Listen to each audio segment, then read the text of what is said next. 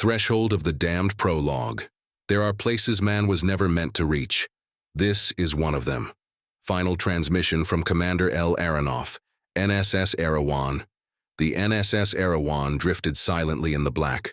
No lights, no life signs, no response. Once a gleaming outpost of military science, it now hung in orbit over the dead moon Thestis IV, its systems dark and its crew unaccounted for. The station had been built in secrecy, a black-budget project buried beneath layers of false flags and scrambled data. Its true mission? To study the relic unearthed in the moon's crust, an object older than human memory, pulsing with energy no sensor could classify. They called it the Heart of Dust. At first, the relic was inert, but within weeks of its containment, crew began reporting hallucinations, missing time and voices in languages they did not speak. Organisms in nearby labs mutated overnight. Security feeds caught glimpses of impossible shapes, elongated limbs, horned silhouettes, eyes that glowed like furnace coals. Then came the murders. Then came the chanting. Then came silence. The emergency beacon was triggered manually. No automated system, no distress protocol. Just one last act from someone who knew help wouldn't arrive in time. Now 6 elite operatives descend into the cold remains of Erawan, tasked with retrieval, recovery, and, if necessary, extermination. They do not yet know what waits for them beyond the airlock. They stand at the threshold, and the damned are waiting. Chapter 1. Docking Procedures. The Dropship.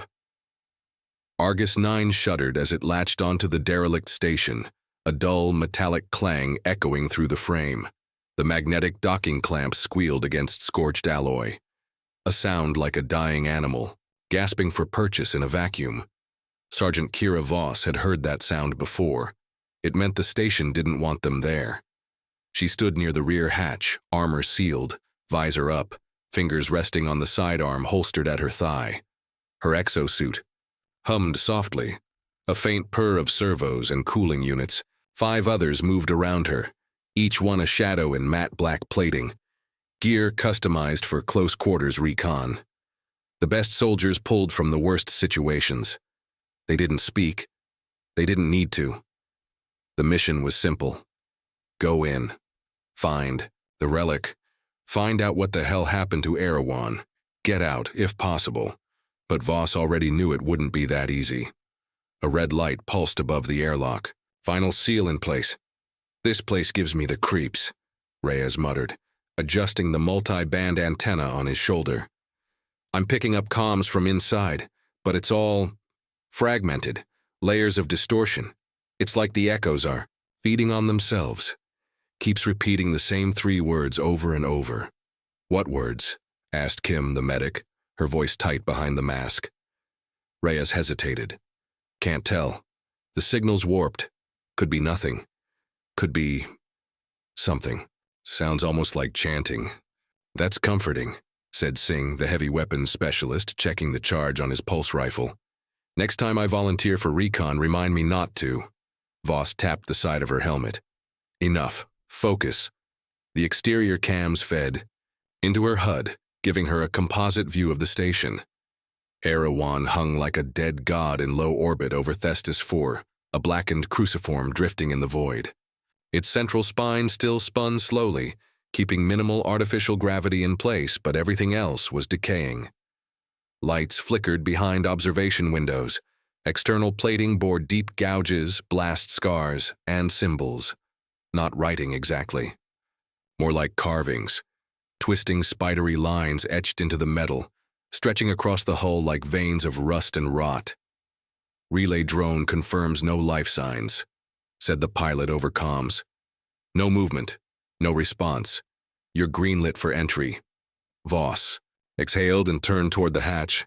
Her squad formed up in silence. Reyes behind her, Kim to the left, Singh covering the rear. Behind him were the last 2, Daniels, the quiet tech, and Volkov, demolition. If something needed breaking, he was the one to do it. Explosives were his answer to most problems. The inner seal hissed and unlocked. A sharp rush of stale air vented into the dropship, reeking of ozone and rot. the smell of abandoned places, and something else, something buried under metal and blood. Voss raised her rifle and stepped into the docking tunnel. The gravity shifted subtly as they crossed into the station. Not enough to disorient, just enough to notice. The lights above flickered to life in sequence, stuttering like a dying heartbeat. Their boots echoed in the silence, a reminder that they were intruders here, unwanted. Reyes was whispering to himself again, picking up audio now. Just static. Then, wait, there it is again. Same voice, deeper now, slower. He paused. It's saying, open the way.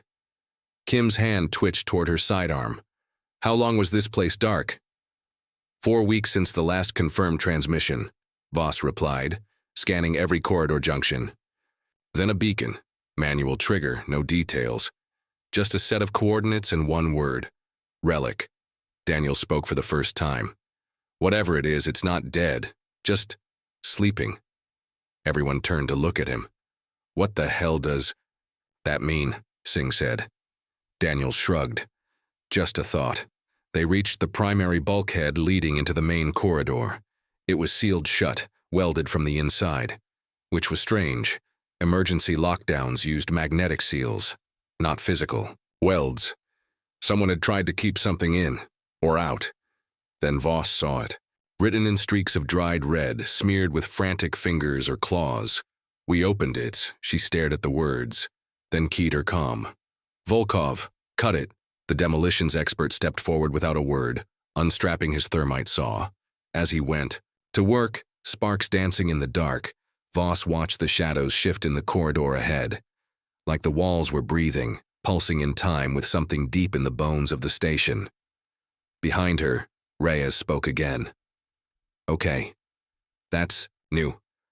I've got another voice. Reyes. No, listen, it said my name. Silence. Voss turned slowly to look at him. His face was pale behind the visor, his eyes wide. It knew my name. Then came a click from her comm. No static. No feedback. Just a whisper, and it wasn't from Reyes.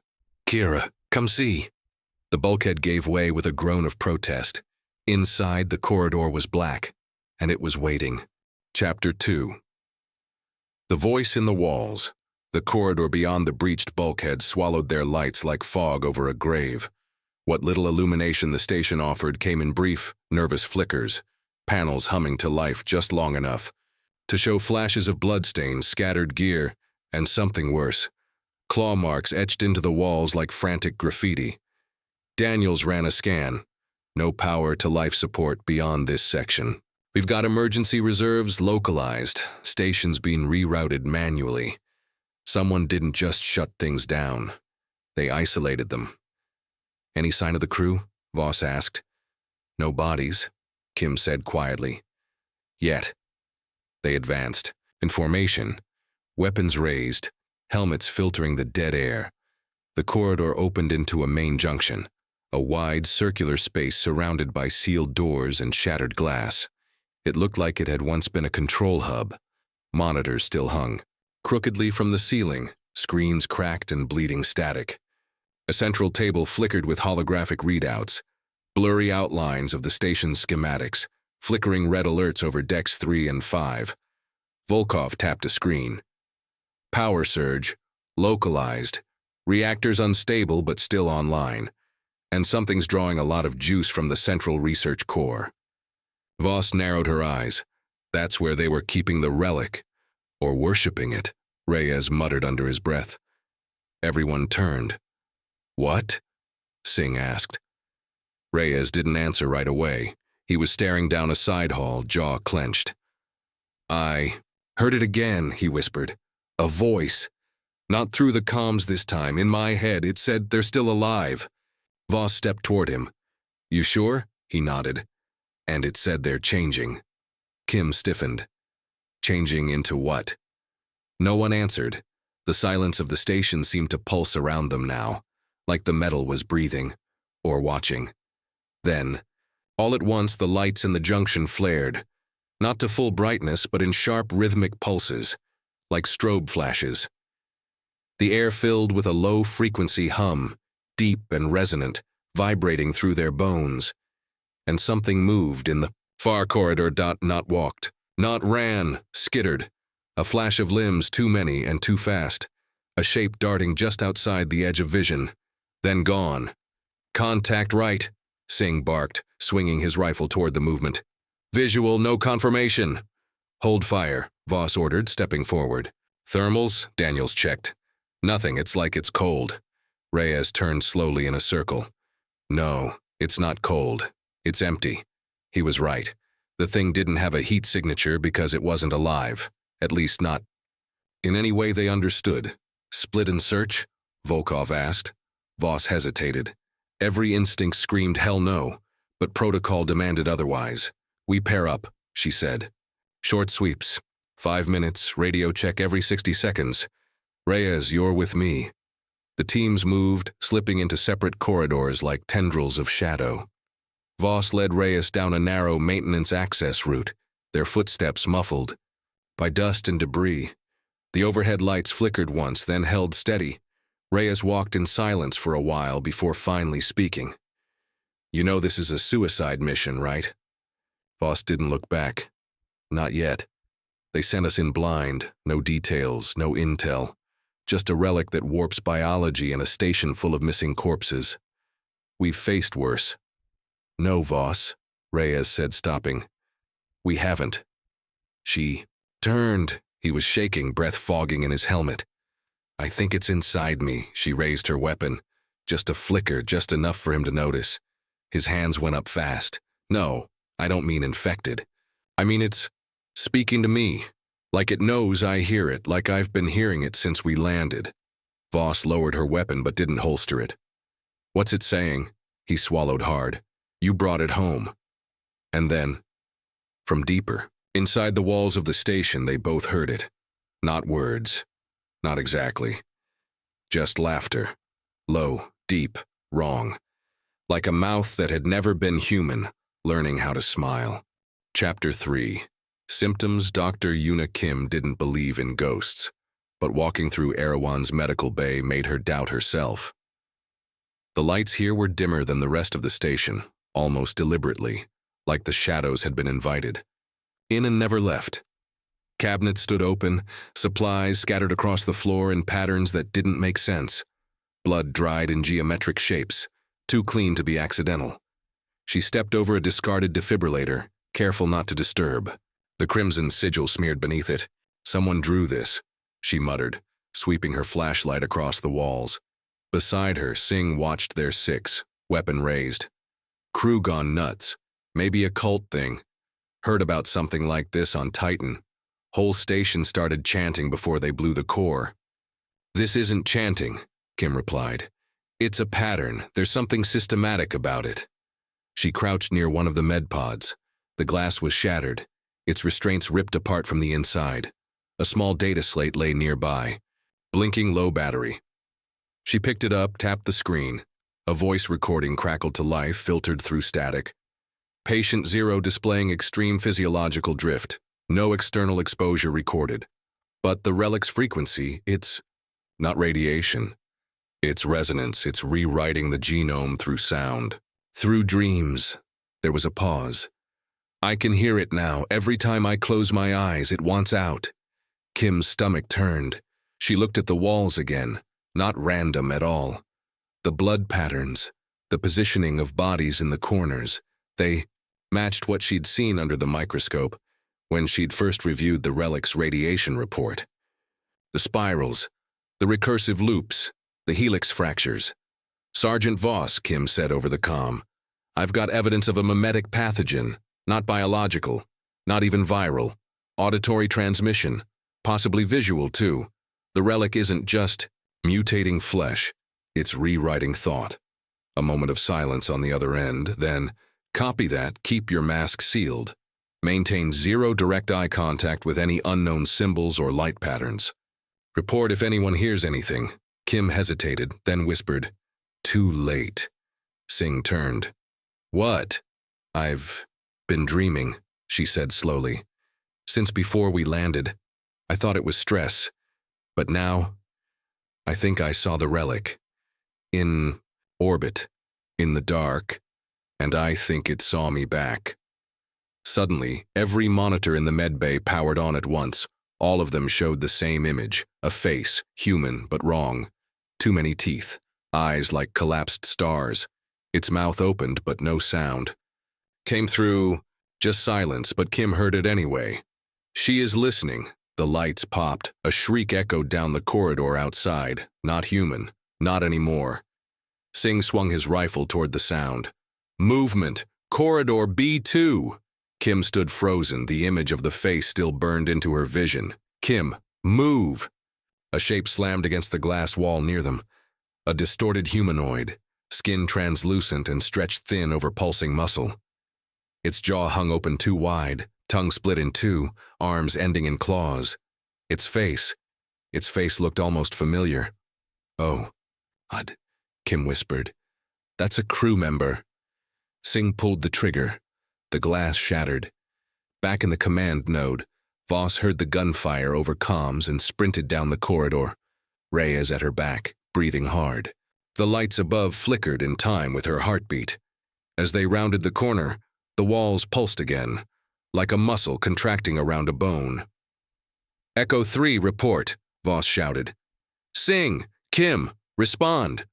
The only reply was static, and in the background of it, deep and barely audible screaming. And then laughter. Chapter 4. The signal. Beneath Daniels didn't run when the screaming started. He listened. The others hadn't noticed the patterns in the static yet, the harmony buried under the interference. It wasn't just noise. It was structured, composed. He'd been decoding it since they entered the station, even before they docked. He hadn't told anyone, not because he didn't trust them, because he knew they wouldn't understand. He sat now in a half-lit server chamber on Deck 3, alone, but not unaware. The emergency lights pulsed a sickly orange. Server cores lined the walls, humming faintly like whispering monks. Several had been manually rerouted, systems sabotaged and then rearranged, carefully, with precision, as if someone had followed instructions. He tapped his portable relay into the central console, fingers flying across the virtual interface. Data cascaded in his HUD, logs, comms, corrupted files. The deeper he went, the less it looked like station data, and more like scripture. Not human. Not even ancient, alien organic. He wasn't even sure what he was reading anymore. It looked like language, but felt like emotion. Grief, rage, hunger, each file a psychic wound. And beneath it all, like a bass note thrumming beneath a symphony. Bring us through. He froze. That wasn't from the logs, that was direct. His audio input meters spiked. No external source. It was in the signal, yes, but it was also in his mind. A carrier wave, perfectly shaped to human cognition. Not a message, an invitation. Daniels to command, he said quietly, but the channel only replied with garbled static and fragments of screams. He stood slowly. The temperature was dropping. Frost crept along the server racks like veins of white ash. His breath clouded the air. Then the screen changed. Not because of him, it shifted to a feed he hadn't accessed. A live camera. Research Core, Level 0. He saw the relic and it was no longer dormant. It pulsed, breathing in the dark like a heart made of obsidian and oil. Surrounding it were shapes, once human, now impossibly tall and thin, bones stretched like wire, skin drawn tight like canvas over some new anatomy. They didn't move like people. They moved like marionettes with too many strings. Daniels reached out, fingertips brushing the glass of the screen. He saw his own face reflected, but his eyes, they weren't his. They were black and smiling elsewhere. On the station, Volkov stopped walking. He could hear something, metal shifting, hissing steam, and a drip, drip, drip, drip. He looked up. Blood pooled above the doorway in zero-grav suspension, floating in a slow orbit around the corridor. His grip tightened on the detonator clipped to his belt. Then the emergency lights shut off, all of them, and from the far end of the hall, something said his name. Not shouted, not whispered, just said it, like a parent calling a child in for dinner. Back, in the med bay, Kim was dragging Singh across broken glass, his chest armor torn and seeping. The thing had vanished, melted back into the dark like it had never been there, but its scream still echoed in her skull. Singh coughed, blood flecking his lips. "We're not going to make it out, are we?" "Shut up," Kim said. "You're not dying in here," he smiled weakly. "Too late, I think I heard her voice. She was singing, my mother. Haven't heard her since I was 10. His eyes unfocused. And then, his voice changed. Deeper. Layered. "It's not your mother." Kim stepped back in horror as his body convulsed, tendons tightening like cables under the skin. Something else was waking up inside him. Everywhere in Erawan, the relic's pulse grew stronger. A beacon, a signal, a key, and the door was almost open. Chapter 5. Threshold Sergeant Kira Voss knew the station had come alive the second the walls began to bleed. It wasn't literal, not at first. But as she and Reyes doubled back from the empty junction toward Kim's last known location, the bulkheads began to sweat condensation that smelled like copper and ash. Lights flickered in rhythmic pulses, like heartbeat monitors going flat. The air grew denser, thicker, and the sound, that low, vibrating thrum, was in the walls, the floor, their teeth. Something was breathing beneath the station's skin. Still. "No signal from Kim," Reyes said, voice tight. "Nothing from Singh, Daniels, or Volkov either. Feels like we're walking through a signal jammer built out of—" He stopped, because the corridor ahead was gone, replaced with a wall of bone. Fused, calcified vertebrae formed an unnatural barrier where the corridor should have continued. It wasn't grown on the wall, it was the wall. Human spines, hundreds of them, woven together like roots of a tree forming a door. Voss stared in silence. "What the hell is this?" Reyes whispered. There were no words for it. She'd seen battlefield mass graves, seen what happened to people caught in vacuum decompression, but this was intimate, sacred. And in the center of the bone wall, carved with terrifying precision, was the symbol they'd seen everywhere. The spiral. Twisting inward, eating itself. "The door remembers you," Reyes said suddenly. Voss turned sharply. "What?" He blinked. "I didn't mean to say that." Something laughed behind the wall, a dry, rasping inhale that ended in a wet gurgle. And then, the bone door cracked open. Not enough to enter, just enough to look through. Voss raised her weapon. Reyes stepped back, rifle trembling. Inside was movement, something slithering between flickering lights. A figure. No, figures. Shapes trying to mimic human form, but bending wrong, like shadows trying to stand upright. Then, one of them stepped forward. A woman. Pale, naked, covered in runes carved into her skin. Her eyes glowed like molten metal. Voss recognized the face. It was the Erawan's chief science officer, Dr. Evelyn Trask. Except Dr. Trask had been dead for 3 weeks. "Everyone said so." "Sergeant," the figure said, voice layered like an echo in a canyon. "You shouldn't have come." Voss kept her weapon trained. "You were studying the relic. What happened to you?" Trask tilted her head. The flesh on her neck cracked like dry parchment. "We listened. We opened our thoughts to it. And in return, it opened everything else." A low moan vibrated from the wall itself. Trask smiled, too wide. Her skin split at the corners of her mouth. "The door is opening. You brought the last piece." Reyes spoke again, eyes distant. "The choir is almost complete." Voss snapped to him. "Reyes, look at me." He didn't blink. His nose started bleeding. A slow trickle. "Echo 2, she snapped. "Snap the hell out of it." He blinked, and then gasped, staggering. Backward, like he'd been underwater. What just happened? My head, but something was in there singing. I could feel it crawling behind my eyes. The bone wall slammed shut. Voss holstered her rifle. She tapped into the station's schematics again. What was left of them? The relic's pulse was now centered in the lowest sub-level. Deck 0. A research zone that shouldn't exist. Not on. The blueprints. Not in the logs. A shadow floor. She set a new marker. "We're going down," she said. Reyes stared. "To that thing? Are you crazy?" "We finish this," Voss growled. "Or no one leaves this station, not even dead." She didn't add the part that chilled her deepest. That bone door wasn't trying to keep them out. It was trying to keep something in, and the lock was breaking. Below, in Deck 0, the relic pulsed.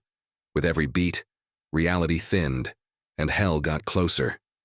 Chapter 6. The Descent. The elevator to Deck 0 was locked. Not a mechanical failure or a system glitch. Someone had deliberately welded it shut from the inside. But they didn't have time to argue with the bulkhead. Voss slapped a charge on the panel, detonated it, and the door exploded outward in a shower of sparks and twisting metal. The hum of the station's failing power systems was deafening, like the low growl of an animal in pain. There was no gravity here. The moment they stepped inside, their boots slid into the dark. "Everything below Deck 3 is off the records," Voss muttered as she checked the maps again. "No schematic, no personnel logs, nothing." Reyes floated beside her, wiping sweat from his brow despite the freezing temperatures. "What do you think that means?" "It means someone didn't want us to see it," she said, her eyes scanning. The narrow, flickering passageways that stretched before them like the bowels of a carcass. The only illumination came from weak emergency lights, casting long shadows. It wasn't just a lack of light. It was the absence of life. No human breath, no pulse in the walls. The air was thinner down here, strained, like something was trying to suck it all away. Voss adjusted her helmet. The comms crackled faintly. In her ear, an unsettling sound that shifted into whispers before dying out entirely. "The relic's close," she said, voice steady, though her stomach clenched. "Stay sharp." They moved down the corridor in silence, the sound of their footsteps muffled by the low hum of the station's failing systems. The walls here were worse than the rest, scored with gouges, some fresh, others old. Scratches that weren't made by tools. Not by metal, by claws. There was a stench in the air, a sickly sweet odor like something rotting inside a sealed chamber. Voss had smelled it before, on Erewhon, on everything the team had found. The rot of something ancient, something unnatural, something that wasn't human. And then came the screams. It wasn't just the sound, it was the feeling. The hair on Voss's neck stood on end, a primal awareness that made her pause, raising her weapon. She heard them, low, distorted, warped cries of pain and madness. They came from everywhere at once. Reyes took a step back, eyes wide beneath his visor. "This place is—" "Don't," Voss snapped, voice harsh. "We keep moving." They reached the end of the corridor. A massive door stood before them, a sealed vault with no visible handle. It was the size of an airlock, but its surface shimmered, reflecting their figures in distorted, elongated shapes. Something shifted behind it, something thick and pulse-driven. The air buzzed, stuttering with static. And then, as if in response, a deep rumbling voice shook the station's very foundations. "You should have listened." Voss's heart raced. Her fingers tightened around her rifle. "That's not Trask," Reyes whispered, voice laced with fear. "No," Voss replied. "It's not." She turned to face him. "Stand by." Reyes didn't move as Voss approached the door. The symbols, the twisting spirals, were etched into the surface, glowing faintly with orange light, pulsing in time with the station's heartbeat. "This is it," she said. "The source." She set a charge on the door and took a step back. Reyes's voice trembled. "Are you sure about this?" But before she could respond, the ground beneath them shifted.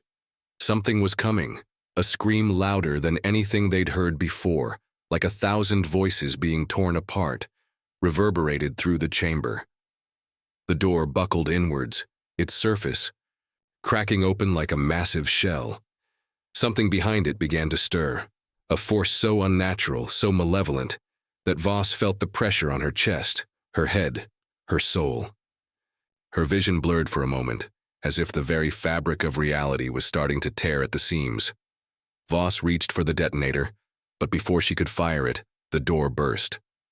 Something crawled through the cracks. A figure, but not one any human would recognize.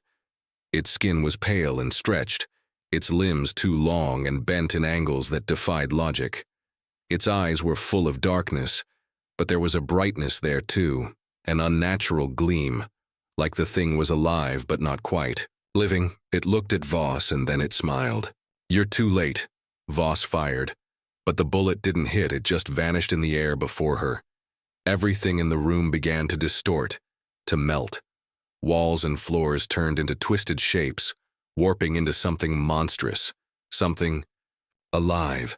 Her hand shook as she grabbed Reyes's shoulder, pulling him backward. "We have to run," she shouted, but it was too late. The station began to collapse. Chapter 7. The Pulse. The floor shuddered beneath Voss's feet as the air crackled with static, thick with something alive. It was like standing inside the mouth of a beast, its breathing resonating through the walls, shaking the very structure of the station. Everything around them, every surface, every flickering light, was becoming unreal. The edges of reality frayed like the last moments of a dream before waking. Voss could feel her pulse in her temples, the world warping, contorting, stretching out in ways that shouldn't be possible. She blinked, trying to clear her vision, and then she heard it, a low, reverberating hum that filled her chest, felt like it was inside her bones. The voice from before distorted, like it was coming from 1,000 mouths. "Join us." Reyes was shaking his head, stumbling, his visor clouding with condensation.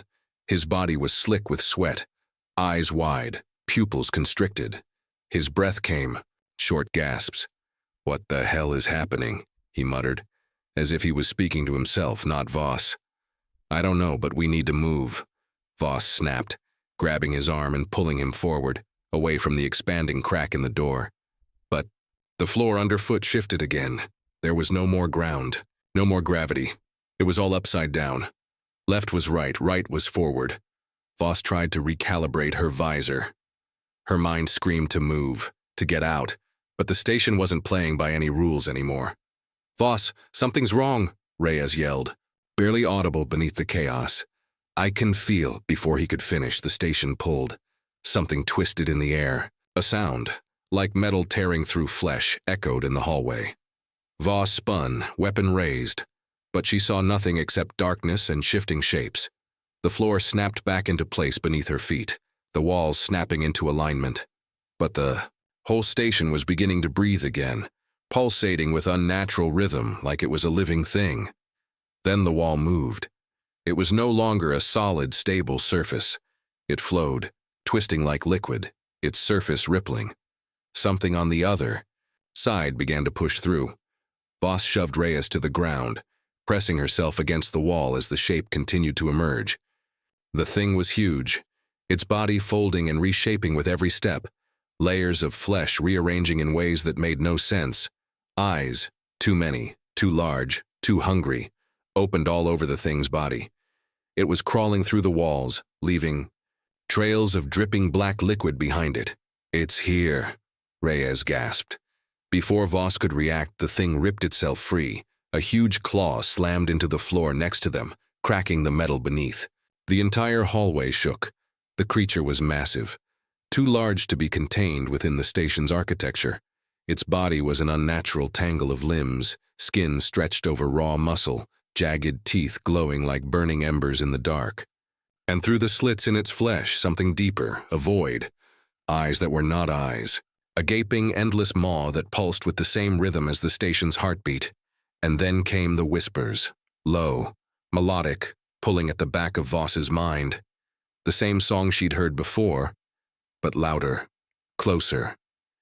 "It has always been here. We are your salvation." Reyes tried to crawl backward, hands slipping on the blood-slicked floor. "No, no, no, this can't be real." "It's real," Voss hissed. "Move." But the creature wasn't done yet.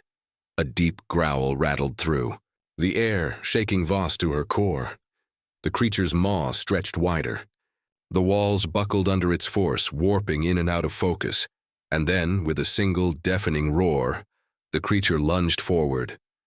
Elsewhere on the station, Kim and Sing were still trying to escape the horror taking over their bodies. Sing had already begun to change. His skin was tearing at the seams, the mutation twisting his features in ways that defied all human logic. Kim stood at a distance, weapon raised, but she couldn't bring herself to fire. Sing's body contorted, his limbs bending in unnatural ways, his jaw cracked open, his voice now garbled and deep, his eyes no longer human locked onto her, his mouth split wide. "I see you." Kim stumbled backward, her mind fighting to comprehend the sight before her. "Sing, stop, I can't." But the creature, her former comrade, was already moving. He was the creature now. The walls pulsed again. The relic's hum reverberated through the station, alive and hungry. And Kim knew she was no longer fighting to save Sing. She was fighting to survive. The sound of footsteps behind her snapped her back to reality. The walls were closing in. Voss and Reyes were fighting for their lives in the heart of the station, but the pulse, the relic's pulse, was everywhere now. It wasn't just the station anymore. It was inside them, inside the walls, inside their very thoughts. Voss gritted, her teeth trying to focus. She could still hear it, the voice. "We are coming, you will never leave." It wasn't the station speaking, not the creature. It was something older, something that had been buried, waiting, and now it was waking. Chapter 8. Into the maw. The creature was closing in on them, its limbs stretching impossibly long, dragging itself through the station's collapsing architecture. Its skin split open in grotesque patterns, revealing deep, void-like gaps beneath.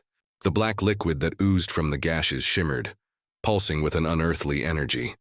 Voss's heart pounded in her chest. Every instinct screamed for her to move, to run. But she couldn't. She was pinned between the wall and the thing now, its weight pressing down on the space. Its breath was hot and suffocating. Its eyes, those countless, impossibly dark eyes, shifted. In her direction, she raised her rifle, her hands steady despite the chaos around her. The creature's jaws stretched wider, and for a moment, it seemed as though the universe itself was folding in, the air bending with the strain of its presence. "Fire, Reyes," she shouted, snapping him out of his stupor. Reyes, eyes wide and panicked, snapped his weapon up just in time to unleash a spray of fire. The rounds ricocheted off the creature's skin, but they had no effect. The thing barely flinched, as though it was beyond pain. It moved with terrible grace, too fast, too fluid, as if it had been born to exist inside this station, to become one with it. "No use," Reyes gasped. His voice broke. "We're too late." "We don't have time for that," Voss yelled, grabbing him by the collar and pulling him away as the creature lunged. The maw opened, a black pit, an endless abyss that swallowed the light. The pulse grew stronger, deafening. The walls quivered, the station itself groaning as it strained under the pressure. There was no escape, at least not without sacrificing everything. The relic, the station's heart, was alive now, and it was coming for them. Voss turned on her heel, grabbing Reyes by the wrist, and dragged him down the hallway. The station was no longer holding together. Metal tore away above them, and pieces of the ceiling fell in showers of sparks. "We need to get to the escape pods," Voss shouted over the roar of destruction. Reyes hesitated. "The whole damn station is—" "I know, but it's our only chance," she snapped. The sound of the creature's growls echoed through the halls, but Voss didn't dare look back. The walls were splitting apart, revealing strange, twisted shapes that seemed to scream in the depths of the shadows. There was no time to think, to analyze, just run. They reached the nearest airlock. Voss punched the emergency release and the door hissed open, revealing the pod bay beyond. But when they entered, a new horror waited. Kim stood there, gun raised, her hands trembling, her eyes wild. Behind her, Sing's body, if it could still be called that, hung in the air, suspended by nothing. His form had twisted and stretched beyond recognition. His arms were too long, his face split open by jagged teeth. His eyes burned with a hunger that was not human. The air was thick with the smell of decay. Voss stopped dead in her tracks, her breath catching in her throat. "Kim," Reyes whispered, disbelief creeping into his voice.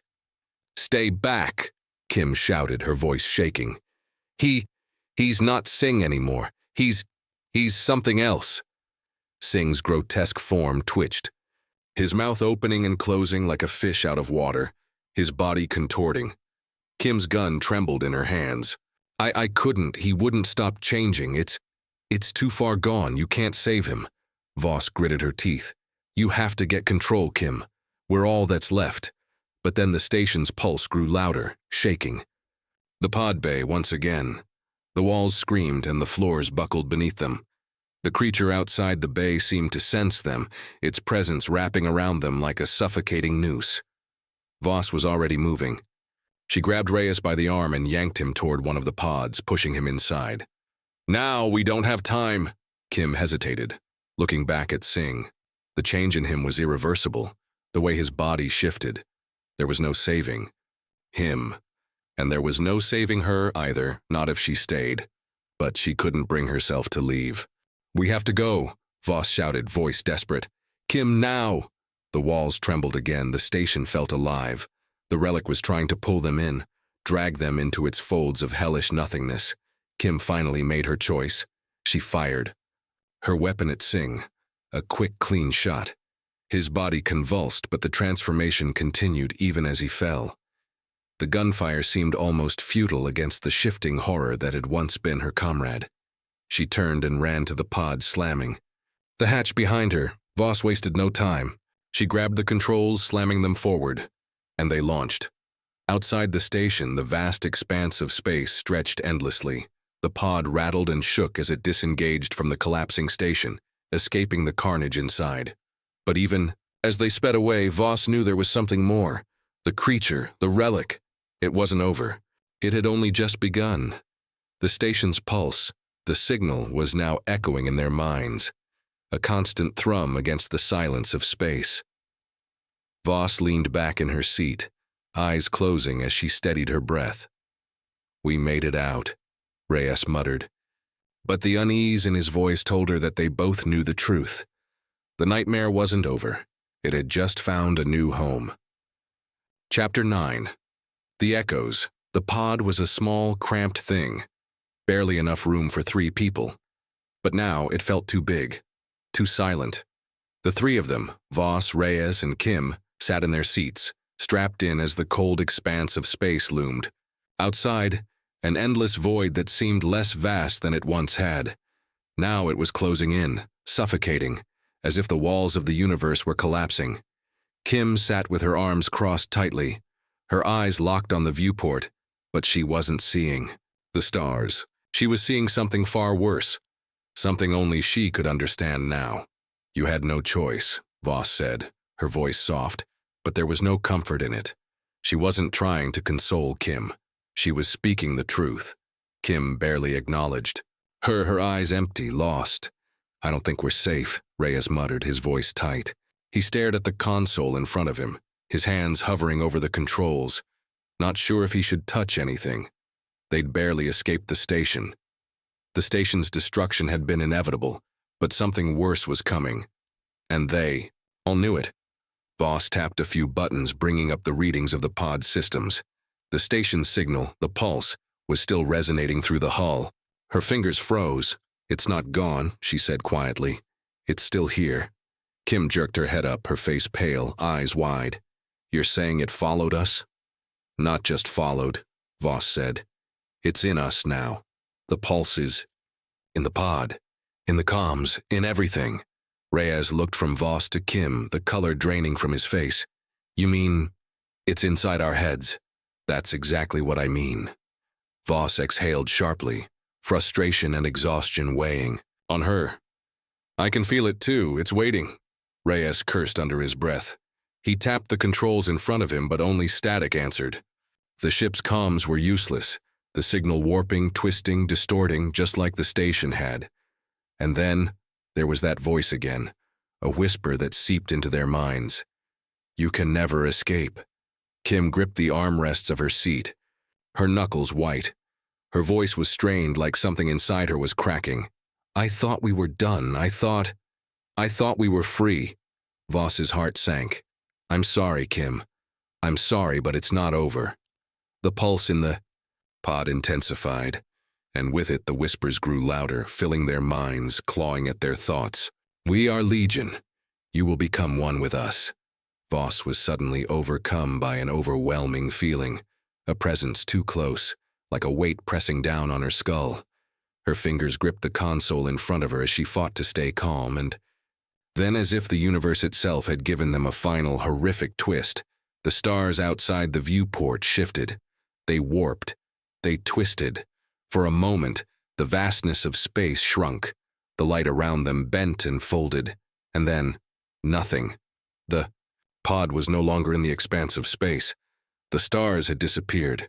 The black void outside the viewport was replaced by something else. A massive city. Dark. Twisted. Alien. The architecture was incomprehensible, like an organic structure built from a material that looked both like bone and metal.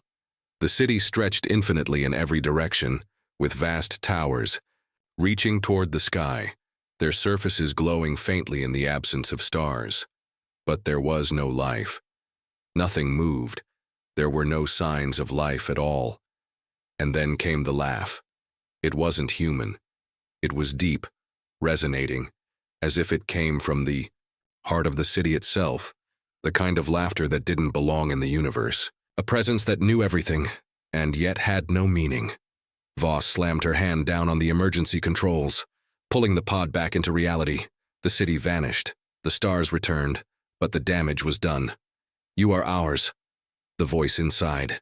Their minds was louder now, stronger, closer.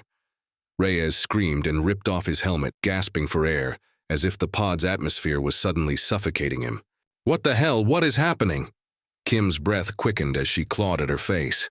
Her eyes were wide, unfocused. She was seeing it too. The city. The endless city.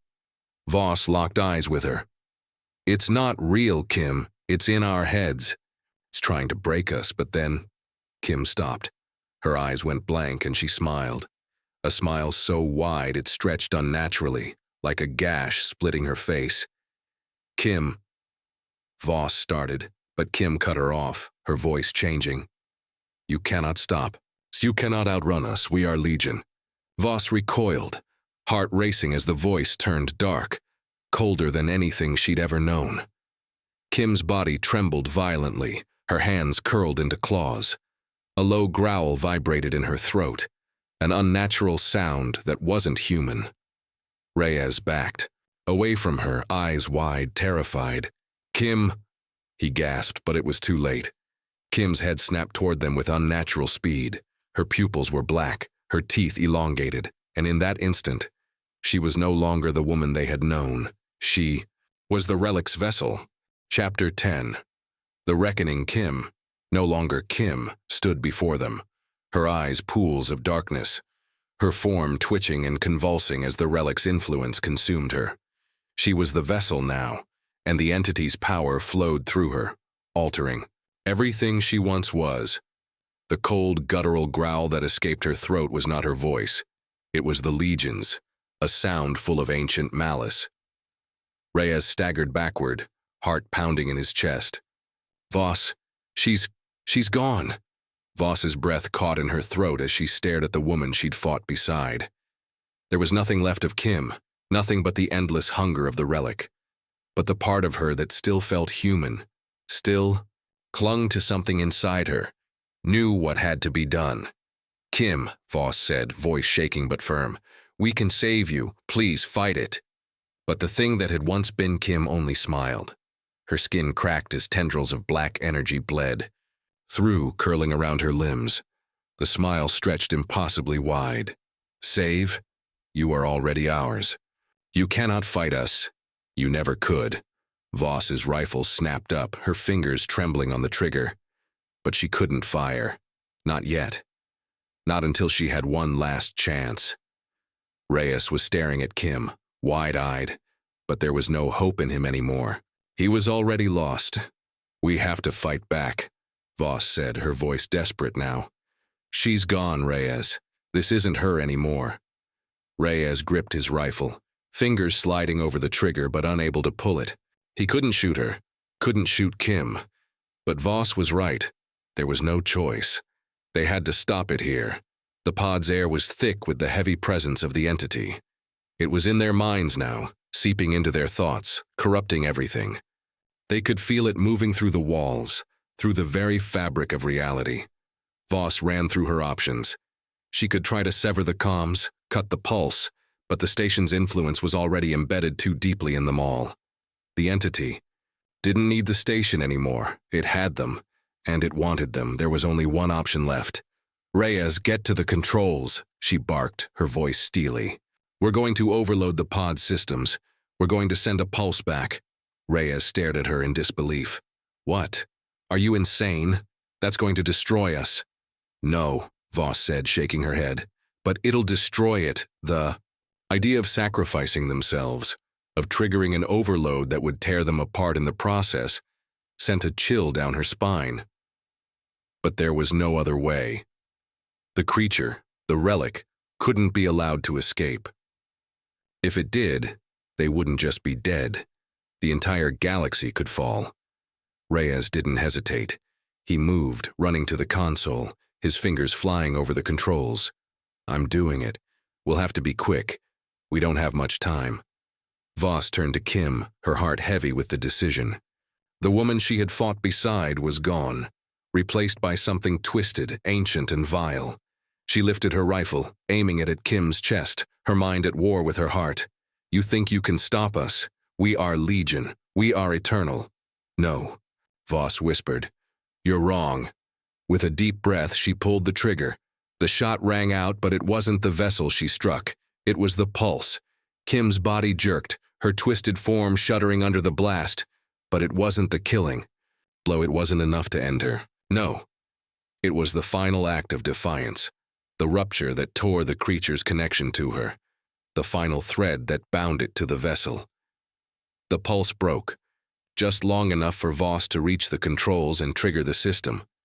But just before, the pod systems detonated, just before they could unleash the final wave that would send the relic back into the void. The entity screamed, a sound that was not just in their ears, but in their minds, a howl of agony and rage, a sound that would never be forgotten. It was ancient. It was deep. It was the sound of something that had waited too long to be set free. You cannot stop what has always been. You cannot erase us. You cannot. The station, the relic's influence, the city. It all collapsed into nothing, and for a brief moment there was silence. The pod was now nothing. Epilogue. The aftermath. Voss stared out into the vast expanse of space, her gaze lost in the cold, distant stars that flickered like forgotten memories. The wreckage of the pod surrounded her, torn and scattered in the aftermath of the explosion. Her body ached from the strain of the battle, but she was still alive. She had survived. But Kim, Reyes, and the others, none of them would ever truly escape the horrors they'd faced. The relic, that ancient force of darkness, was gone. But its mark had been left on them forever. It wasn't just the twisted horrors they'd seen, the creatures, the demonized humans. It was the way it had wormed into their minds, their souls, leaving them forever scarred. Reyes was still unconscious, his face pale, the sweat on his brow, a testament to the terror they'd endured. His breathing was shallow, but he was alive, barely. She didn't know how long they would last in this cold, desolate corner of the universe. The pod systems were down, the communication channels completely severed. They had no way of reaching out, no way of knowing if anyone was even left. It didn't matter. The relic had followed them. It had been more than just a physical entity. It was in them now, in the way they thought, in the way they felt. "We will return." The words echoed through Voss's mind again, the haunting whisper of the thing that had nearly destroyed them. The Legion. It was still out there. They hadn't destroyed it. They'd only delayed its inevitable return. Voss closed her eyes, for a moment trying to shut out the voice, but it lingered, a silent weight in the back of her mind. She knew the truth. This wasn't over. The relic might be gone for now, but it would find a way back. It always did. She turned to Reyes, reaching out to check his pulse. He stirred slightly, his eyelids flickering. Slowly, his eyes opened, focusing on her with a bleary gaze. "Voss," he croaked, his voice rough. "We made it." "We made it," she repeated, but her tone was hollow, lacking the relief that should have followed such words. They had made it, but at what cost? And for how long? There was a long silence between them, filled only by the hum of the pod's failing systems. Reyes finally spoke again, his voice weak but determined. "We have to keep moving. We can't stop." Voss nodded, but her thoughts were elsewhere. She had no idea where they were, no idea how they would survive this void. The galaxy had changed, and it would change again when the relic returned, as it always would. But they had no choice. They had to fight. They had to keep moving. "Where to?" Reyes asked quietly. Voss looked out the viewport once more, the stars blinking like distant candles in the darkness. There was nothing but infinite emptiness in front of them. But beyond that, in the corners of her mind, she could still feel it. The pulse. "Back to the fight," Voss whispered. "We keep moving, we have to." There would be no peace, not for them, not for anyone, and as they drifted deeper into the dark unknown, Voss couldn't help but wonder. Would anyone be ready when the relic came again? Would they be strong enough to stop it? Or would they all fall to the depths of that never-ending abyss? Her fingers tightened around the controls. The fight wasn't over, and neither was the nightmare end. Thank you for watching. Hope you enjoyed the story. Let me know in the comments what ideas you would like the next story to be about. Please leave a thumbs up, share, subscribe, comment.